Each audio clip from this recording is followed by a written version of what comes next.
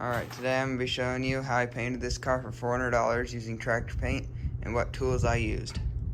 Plus a review of is it really worth it to paint your car with tractor paint. So for the sander, I just got this random orbital sander off of Amazon for $45. It worked perfectly, and the only issue I ran into is the sanding pads got worn down and fell apart, so I had to order another one of those.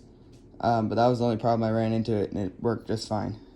And then for primer, I lost the can, but I used this, it was a Rust-Oleum, just generic primer. And I also used this 2-in-1 filler, sandable primer, to fill in some different areas and some different things.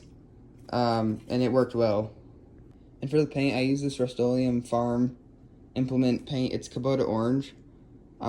It's not automotive paint, but hey, it's tractor paint, and if it says it can withstand weather and whatever. So I don't know if I think I'm just gonna do a ceramic coat or something as a in place for a clear coat, because it's already pretty tough paint, and I'm not sure if I need a whole clear coat, and I don't want to deal with in 10 years if the clear coat starts peeling. It's just easier to just not have clear coat sometimes. All right, and then for hardener, I use this Farm Tractor Paint hardener. Hardener's not required, but if you have a little extra money, just do it, because it'll add some gloss to the paint, and then it'll also prevent runs. Down here is the only run I got, which is kind of a bad run, but it's down low, and that's the only one I got, so it's not very noticeable. And I did another paint job on this last year with just spray cans, and I got tons of runs. Literally, you count, probably 50 around the car, so hardener just really helps to prevent less work in the end. And then for thinner, I lost the can, but I just used Rust-Oleum mineral spirits. I just got 2 quarts of that, and that worked just fine. And so for the primer, to lay that down, I was using this Harbor Freight cheap. It was like $17 or $15, and it was great until one of these gaskets started leaking. You can see all over the gun. So then I just started using this other green gun I bought, because if that happened, I have a backup. And so this one, I think it was like $29, a little more expensive, so I used it for primer and just cleaned it real good, and then, used it for paint as well. And I mean, it laid down the paint pretty nice, for what the paint was. And then I got this pressure regulator from Harbor Freight, and this little twisty thing for the hose. It was really nice because I didn't have to move the hose around. The hose would just kind of move with the paint gun. And you want a pressure regulator because this old paint gun I had, I blew the bottom out and I had to hammer it back in, so it's not smooth, and it's kind of annoying. Because that gun there can only handle 29 PSI, so you really want to make sure, you don't put too much PSI or that'll happen. And then I got this water and dust and oil filter. It filters out all the, water and dust and oil. And it probably wasn't super, necessary for me in Colorado because it's not super humid here, but especially if you're in, South Dakota or something where it's really humid, you really want this, or else you get water in your paint job and it can turn out bad. But even here, there's this little valve here, and water came out, there's a couple drops, so it definitely prevented some water from being in the paint.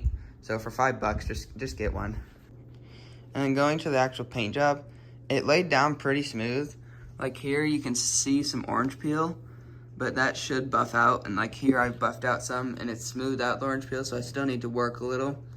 But I mean, for $400, it's not a $10,000 paint job, but I didn't pay $10,000. There's little things along here that, I didn't fully get masked off, and you can still see some old paint, whatever. But from 10 feet away, you can kind of tell it's there, but not really. And then there's some also little things in the headlight here, it didn't get fully painted. It looks nice from the side, and it looks great. But since I had the headlights popped when I was painting, and I didn't put them down to paint this section, on both sides there's a little bit of primer you can see and some different things. But again, from a couple feet away, it's not that big a deal.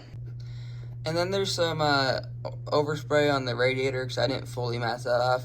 But it just makes the radiator more decorative, alright? And then on the rail where the bumper's supposed to attach, I got some overspray, but you can't see that anyway, so it's not like it really matters. And then also for the wheels, get big 50-gallon trash bags. I only had the small 30-gallon ones, and they kept on falling off, and I got some paint on the wheels, so it's not a big deal. It'll come off over time. And then some just a little overspray again on we have this third tail light we added. And then little things like this where you know, I couldn't push the rubber in until, you know, whatever, and I didn't fully mask that off and whatever, or the paint went over the line, or like here, it didn't, you know, whatever. But again, from a little whiles away, it's not like you can tell. And so actually the week that I painted this car, we had a car show, so I painted it the last week of May, and we had a car show on June 1st, and this is one of the cars, People's Choice, top 10 People's Choice out of 280 cars. So, you know, just, I guess because it's such a unique car, that people didn't really care about the paint. The paint was much better than it was. And that Plymouth out there also won a People's Choice, and my grandpa's Corvette. I think that's because my grandpa was just telling the stories of all the cars.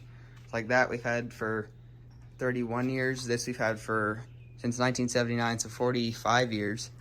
And, you know, they have just really cool stories. Also, if you're wondering, I did a video on ceramic coating that car.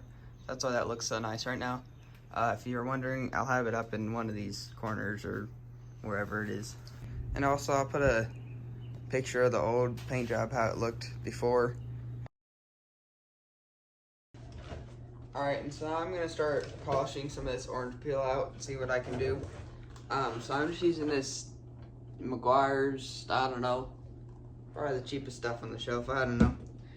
And then this, you know, this polisher here, I used it in my last video, it works real nice. And a medium cut pad. And so I think I'm going to just start in this door. I don't know, we'll see how it goes. Alright, so I'm just getting my compound and my polisher, and I'm just going to kind of put some along the pad here, and then I'll put some along the door. Alrighty, and then I'm just going to go along and spread the compound.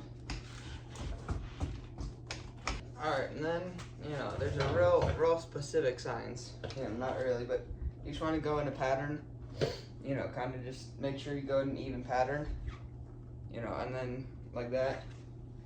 And there's other videos on polishing. I'm not going to go into it too much.